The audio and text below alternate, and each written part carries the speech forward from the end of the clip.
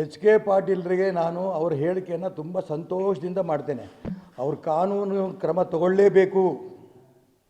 ನನ್ನ ಬಗ್ಗೆ ಕಾನೂನು ಕ್ರಮ ತಗೊಂಡ್ರೆ ಯಾರ್ಯಾರು ರಾಷ್ಟ್ರದ್ರೋಹಿಗಳು ಅಂತಿದ್ದಾರಲ್ಲ ಅವ್ರಿಗೆ ಶಿಕ್ಷೆ ಆಗತ್ತೆ, ನನಗಾಗಲ್ಲ.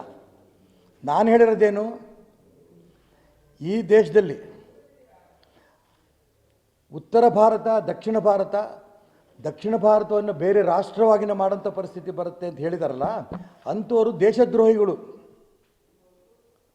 ಇದನ್ನು ಕನ್ಯಾಕುಮಾರಿಯಿಂದ ಕಾಶ್ಮೀರ ತನಕನೂ ಈ ದೇಶ ಒಂದು ಅನ್ನೋಂಥ ಎದೆ ತಟ್ಟಿ ಹೇಳಿದ್ರು ಮಲ್ಲಿಕಾರ್ಜುನ್ ಖರ್ಗೆ ಅವರು ಲೋಕಸಭೆಯಲ್ಲಿ.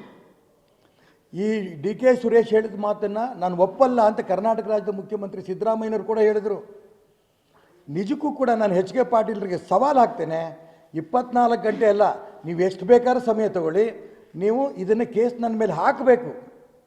ಇದು ನನ್ನ ಸವಾಲು ನಿಮಗೆ. ಕೋರ್ಟಲ್ಲಿ ನಿಮಗೆ ಛೀಮಾರಿ ಆಗ್ತಾರೋ ರಾಷ್ಟ್ರಭಕ್ತರಿಗೆ ಛೀಮಾರಿ ಆಗ್ತಾರೋ ಗೊತ್ತಾಗತ್ತೆ. ನೋ ಎಸ್, ಗುಂಡಿಕ್ಕಿ ಕೊಲ್ಲಬೇಕು ಅಂತ ಕಾನೂನು ತರಬೇಕು ಅಂತ ನಾನು ಹೇಳಿರೋದು. ನರೇಂದ್ರ ಮೋದಿಗೆ ಪ್ರಾರ್ಥನೆ ಮಾಡಿರೋದು, ಯಾರು ಈ ರಾಷ್ಟ್ರ ವಿಭಜನೆ ಮಾಡ್ತಾರೆ ಅಂಥವ್ರನ್ನ ವಿಭಜನೆ ಮಾಡೋಂಥ ಪ್ರಯತ್ನ ಮಾಡ್ತಾರೆ, ಅಂಥವ್ರ ಬಗ್ಗೆ ಗುಂಡಿಕ್ಕಿ ಕೊಲ್ಲಬೇಕು ಅನ್ನೋಂಥ ಕಾನೂನು ತನ್ನಿ. ಇದನ್ನು ನಾನು ನರೇಂದ್ರ ಮೋದಿಗೆ ಪ್ರಾರ್ಥನೆ ಮಾಡಿದ್ದೇನೆ.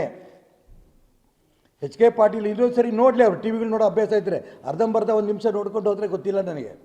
ನೋಡಬೇಕು, ಅವ್ರು ಪೂರ್ಣ ನೋಡಬೇಕು. ಯಾಕೆಂದರೆ ಎಚ್ ಕೆ ಪಾಟೀಲ್ ಬಗ್ಗೆ ನನಗೆ ತುಂಬ ಗೌರವ ಇದೆ. ನಾನು ಹೇಳಬೇಕಾದ್ರೆ ಜವಾಬ್ದಾರಿ ಇಲ್ಲದೆ ಹೇಳೋದಿಲ್ಲ. ಕನ್ಯಾಕುಮಾರಿಯಿಂದ ಕಾಶ್ಮೀರ ತನಕನೂ ಈ ದೇಶ ನಂದು, ಇದಕ್ಕೆ ಕಾಂಗ್ರೆಸ್ ಹೋರಾಟ ಮಾಡಿದೆ ಅಂತ ಹೇಳಿದಂಥ ಮಲ್ಲಿಕಾರ್ಜುನ್ ಖರ್ಗೆ ಅವರು ಕೂಡ ಕಟ್ಕಟ್ಟಿಗೆ ಬರಬೇಕಾಗತ್ತೆ. ಅವಾಗ